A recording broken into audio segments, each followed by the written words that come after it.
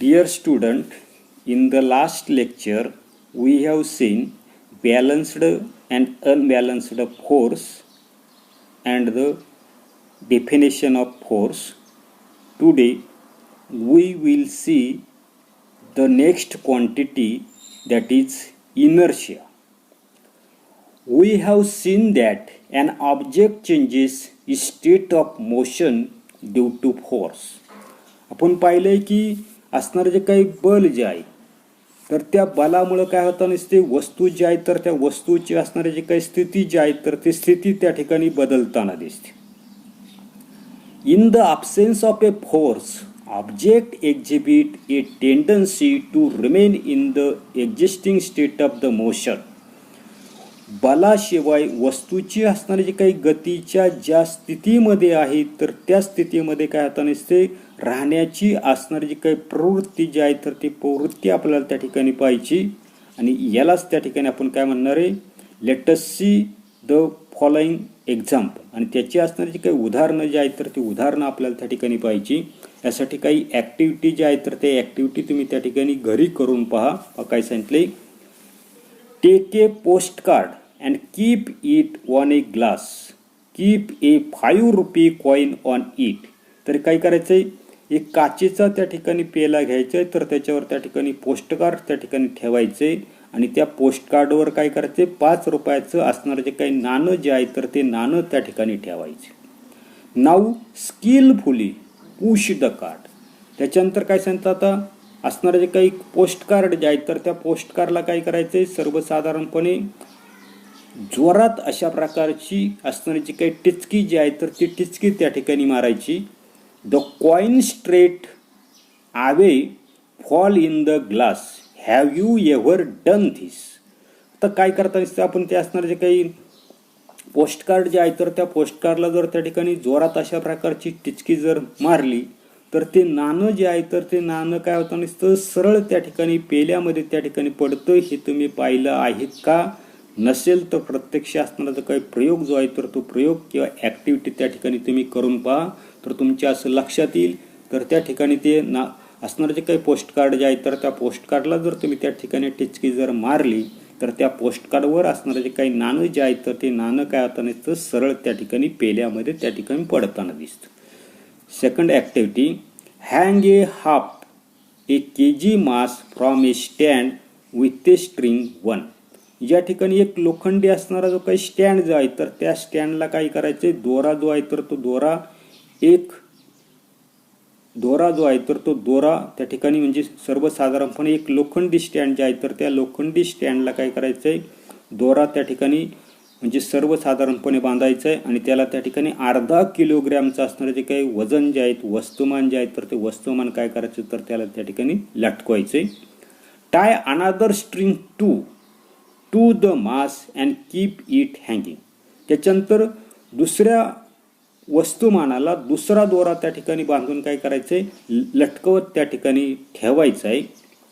Now pull the strings two with a jerk. The string two breaks but the mass does not fall. नंतर काय करायचं आहे, दुसरा असणारा जो काही दोरा जो आहे तर तो दोरा आपण त्या ठिकाणी बांधून लटकवत ठेवलेला आहे. आता दुसरा असणारा जो काही दोरा जो आहे तर त्याला काय करायचं आहे, झटका देऊन त्या ठिकाणी ओढायचं आहे. तर आपल्या असं लक्षात येतं नसते की दुसरा असणारा जो काही दोरा जो आहे तर तो दोरा त्या ठिकाणी तुटतो पण वस्तुमान जे आहे तर ते वस्तुमान त्या ठिकाणी खाली पडताना दिसत नाही. Heavy mass does not move. आपल्या असं लक्षात येताना दिसतंय की जड वस्तुमान जे आहे तर त्या ठिकाणी ते हलताना त्या ठिकाणी दिसत नाही. Now pull the strings too slowly. The string 1 breaks and the mass falls down. आता काय करायचंय, दुसरा असणारा जो काही दोरा जो आहे तर तो दोरा काय करायचंय, हळूहळू त्या ठिकाणी खाली ओढायचा आहे. तर आपल्या असं लक्षात येताना दिसतोय की दोरा एक जो आहे तर तो दोरा एक त्या ठिकाणी तुटतो आणि वस्तुमान जे आहे तर ते वस्तुमान काय वस्तू जी आहे तर ते काय होतं ते खाली पडताना दिसते. This is because of the tension develop in the string to due to the mass. आता हे असं का होताना दिसतं, तर असणारा जो काही दोरा एक जो आहे तर त्या दोरा एक मध्ये वस्तुमानामुळे काय आता नसतो, असणारं जे काही टेन्शन म्हणजे ताण जो आहे तर तो ताण त्या ठिकाणी आलेला आपल्याला दिसून येताना दिसतो. आता पुढे आपल्याला पाहिजे ते pressure. You must have observe the tyres of the 2 wheelers and the 4 wheelers getting pressurise. तर दुचाकी असेल, 4 चाकी असेल, ह्या ज्या काय असणाऱ्या ज्या काही गाड्या ज्या आहेत तर त्या गाड्यांच्या टायरमध्ये हवा भरताना तुम्ही त्या ठिकाणी पाहिलं असेल. The air filling machine has a pressure indicating dial or a digital meter showing the digital reading of the pressure. आता हवा भरण्याचं जे काही यंत्र जे आहे तर ते यंत्र तुम्ही त्या ठिकाणी पाहिलं नसेल तर प्रत्यक्ष पहा.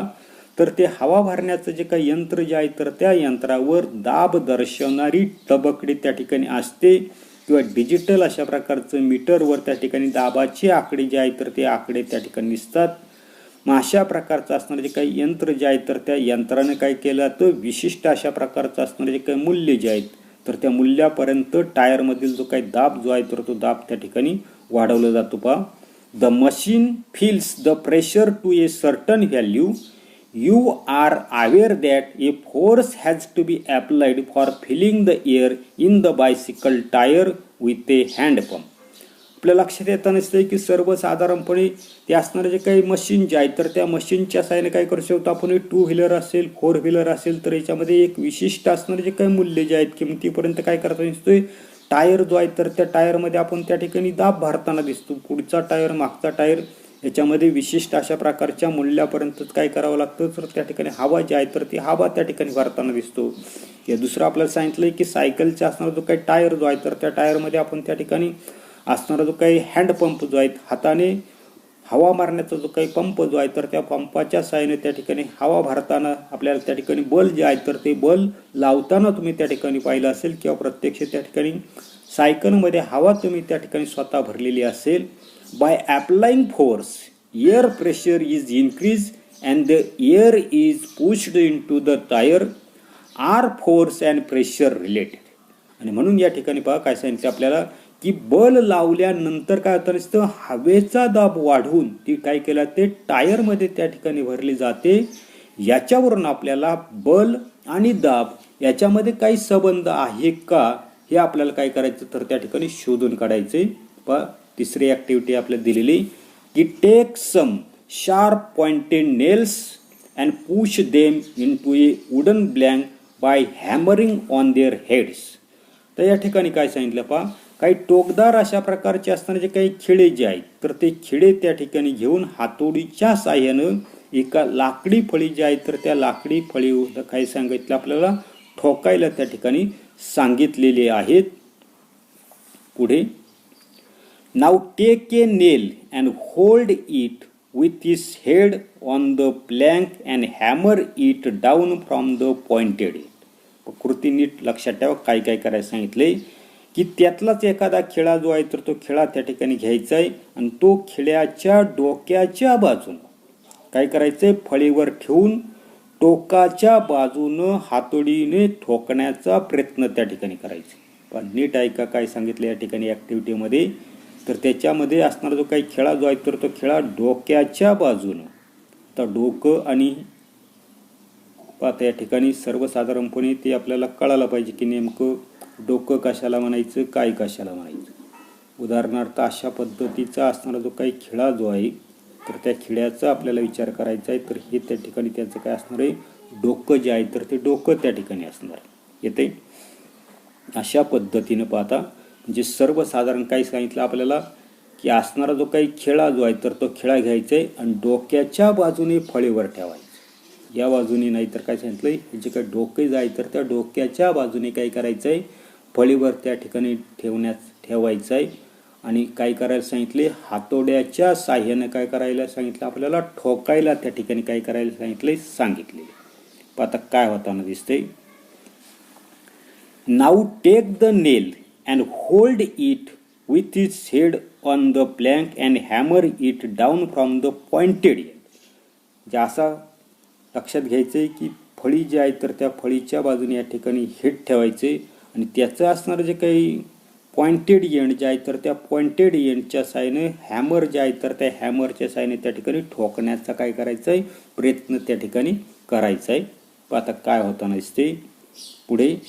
When pressing the drawing pins into a drawing board, they get into the board easily.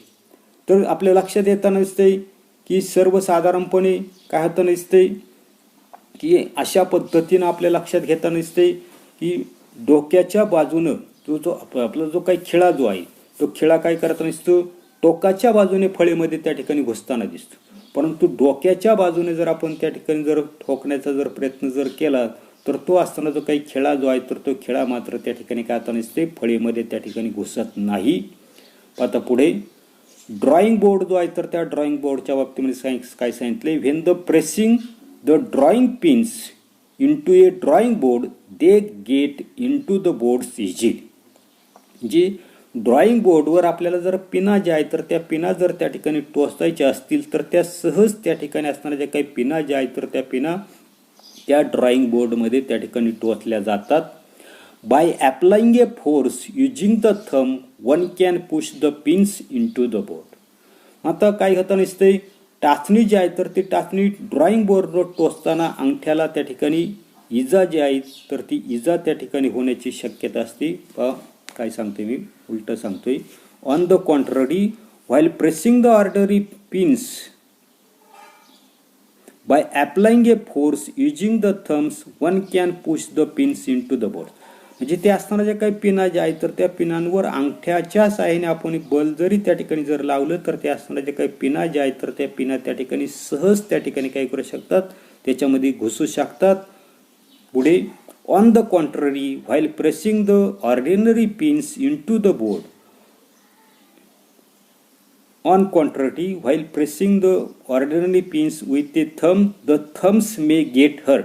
याच्या उलट आपल्या लक्षात येताना दिसते की ड्रॉइंग बोर्डवर त्या ठिकाणी ऑर्डिनरी पिन्स म्हणजे ज्याला त्या ठिकाणी टोकन नाही अशा प्रकारचे असणारे जे काही पिन्स जे आहेत तर त्या पिन जर आपण त्या ठिकाणी टोचण्याचा जर प्रयत्न जर केला तर त्याला टोकन असल्यामुळे काय होतं नसतात तर तो असताना जो काय अंगठा जो आहे तर त्या अंगठ्याला त्या ठिकाणी इजा जी आहे तर ती इजा त्या ठिकाणी होण्याची शक्यता असते. एवढाच भाग आपण या तासाला पाहणार आहोत. पुढील भाग पुढील तासाला पाहू. धन्यवाद.